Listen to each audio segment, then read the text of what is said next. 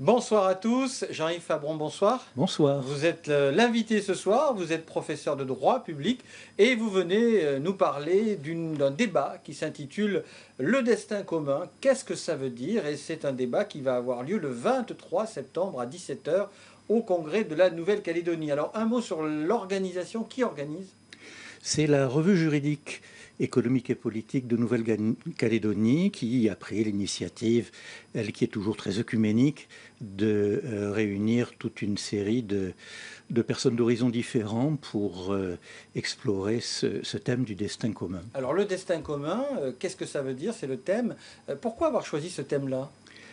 Eh bien parce que le destin commun, c'est une formule qui a une caractéristique, c'est que tout le monde est d'accord, c'est une qualité, mais c'est peut-être un inconvénient.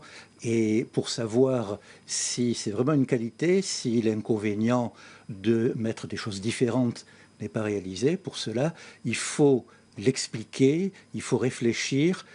Finalement, ce n'est rien d'autre que ce que Jean-Marie Djibaou appelait le pari sur l'intelligence. Il s'agit de réfléchir un petit peu. Autre formule, d'ailleurs, avec laquelle tout le monde est d'accord. Mais vous savez, il est écrit dans l'évangile de Saint Matthieu que l'homme ne se nourrira pas que de pain. Et il y a aussi les nourritures intellectuelles qui comptent. Alors justement, ce débat nous promet de grandes interventions, de grands intervenants. On va en parler un peu plus tard. Il y a deux axes, enfin deux temps forts, le destin commun en général et le destin commun dans l'évolution de la Nouvelle-Calédonie. C'est ce que vous avez voulu comme pour structurer le débat. Oui, étant entendu que le point de départ pour nous tous qui parlons de la chose publique en Nouvelle-Calédonie, c'est l'accord de Nouméa. L'accord de Nouméa prononce une formule qui est intéressante. Il dit qu'en Nouvelle-Calédonie, il y a, dit-il, un peuple et des communautés. Je dirais que lui qui fait partie de la Constitution, l'accord de Nouméa, ose parler de communauté. Au pays de la République, oui. En France métropolitaine, communauté, communautarisme, cela a une connotation un peu négative, affrontement, agressivité. Et pour ce qui est de l'accord de Nouméa, pour ce qui est de la Nouvelle-Calédonie, c'est tout le contraire. On dit il y a des groupes différents, il y a des gens différents, il y a des cultures différentes, mais ça va marcher ensemble. C'est ça le but, une communauté de destin. Et c'est ainsi que notre séance, elle va distinguer une première partie plus théorique sur le fait de connaître ce que ça signifie en général. Oui, en termes historiques, philosophiques, sociologiques. Vous voyez, en France métropolitaine, c'est pas la même chose qu'ici.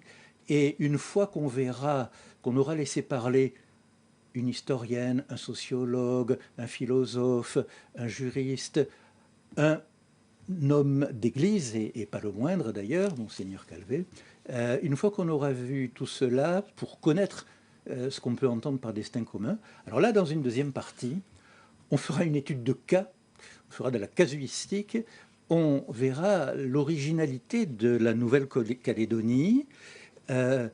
C'est très important. C'est là où interviennent finalement le Sénat coutumier, Tout à fait. l'accord de Nouméa, l'avenir politique, l'avenir institutionnel, toutes ces notions-là avec le destin commun. Oui, étant entendu que le destin commun, ce n'est pas une institution, bien que ce soit dans l'accord de Nouméa, c'est un état d'esprit.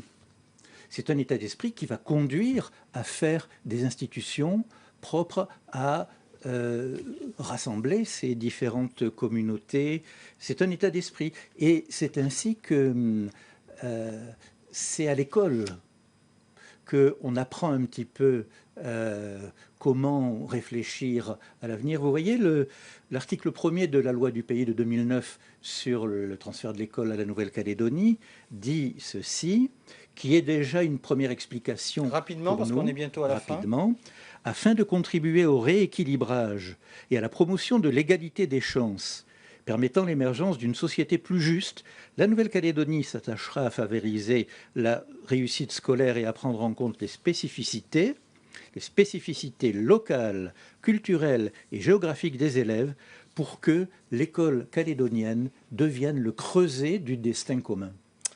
Jean-Yves Fabron, merci. On rappelle la date, le 23 septembre, veille de la fête du 24, on l'a bien noté, à 17 h au Congrès. Et parmi les intervenants, Christiane Terrier, Amine Mokadem, John Passa, Patrice Jean, Édouard Léonie, Monseigneur Calvet, Luc Steinmetz, enfin j'en passe, il y a beaucoup de... Et puis des politiques, il y aura quelqu'un qui parlera pour les thèses Daniel Goa, qui qui devrait venir. Et d'autres pour les thèses non indépendantistes. Et il faudra que cet attelage accorde ses violons. Merci encore. On peut revoir l'entretien sur votre site internet. Il s'affiche au bas de votre écran. Restez avec nous, l'Info Soir continue. L'info continue. Retrouvez-nous à 19 h 30.